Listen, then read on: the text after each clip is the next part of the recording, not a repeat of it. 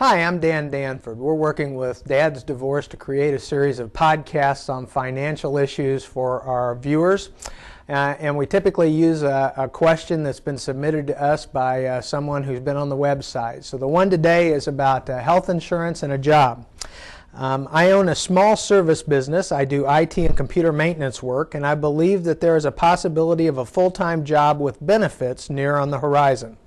Presently, I'm paying a good chunk of my income out to purchase health insurance for me and my kids. With all the discussion about insurance reform, I'm wondering which path might be the better one to take. More emphasis on building my business and taking advantage of whatever reform and relief may come my way, or taking the job just so my kids and I can have steady insurance.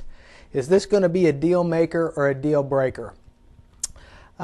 I'm sometimes astounded by the quality of questions we get, and this is a perfect example. You could not find a more timely topic today than the subject of health insurance.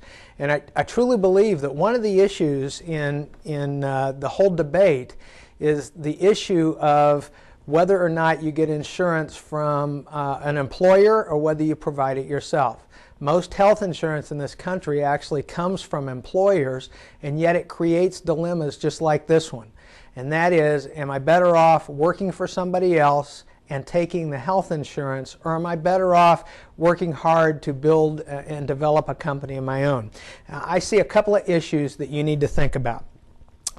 First of all, and you've already gathered this, but I'm just going to emphasize it, and that is that you need to have health insurance.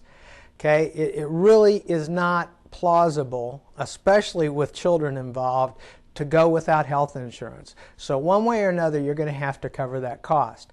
And the question is it cheaper and better to get that insurance from an employer, or is it cheaper and better to get that insurance through yourself? The answer to that is that it's probably cheaper and better to get it through an employer, and yet there are trade-offs there. And that brings me to the second question. And the second question is one of whether it's better to work for somebody else or work for yourself. My years in trust banking, for many, many years, I worked with people who had retirement plans. And one of the things I discovered and observed was the people who had retirement plans for their employees were typically the best business people out there. In other words, the marginal and smaller businesses that didn't grow couldn't afford to offer those benefits. So what that next logical step to that is, that means that owning a business can be particularly financially rewarding. And that's the issue here. In the scheme of things, maybe not over the next 3 or 4 years, but if you're looking ahead over the next 10 or 15 or 20 years, owning your own business is probably more lucrative than working for someone else. One of my friends once explained it to me this way. He said, when you work for somebody else, you're selling your services wholesale so that they can sell them resale. Okay? That's exactly right. If you work for yourself, you can basically get those retail prices yourself and not have to give away some to the middleman. So it's more financially rewarding.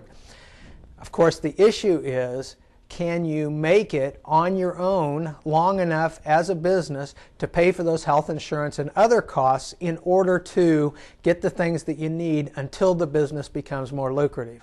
And that's a question for you as you analyze your business. I can't answer that for you. But it is interesting that's the trade-off that our health insurance industry puts us into. Now, a couple of more things that I'd point out on this. One is, now is probably a bad time to make this decision. Truthfully, we don't know what health insurance reform is going to bring. That's still being hotly debated in Washington, and it may be 6 months or a year before we know.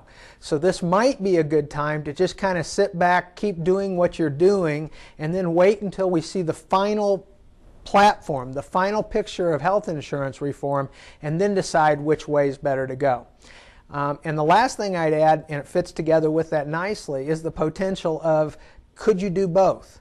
I mean, could you go to work for somebody else, work full-time, get the benefits and things that you need there for you and your family, and still maintain your business on the side? Could you keep building that towards the future, and maybe 4 or 5 years from now, that business will become large enough and successful enough that you could leave employment just to do that full-time?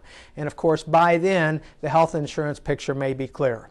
So I guess that's my answer basically to the question of which is better. I'd say a couple of things. Again, you have to have health insurance. You've got it now, so that's obviously working. I'm sure it's very expensive, so if there are better alternatives, you'd like to consider them. The second is that all things considered, working for yourself is probably better financially in the long run if you can continue to provide the health insurance and maintain the level of living that you need to do.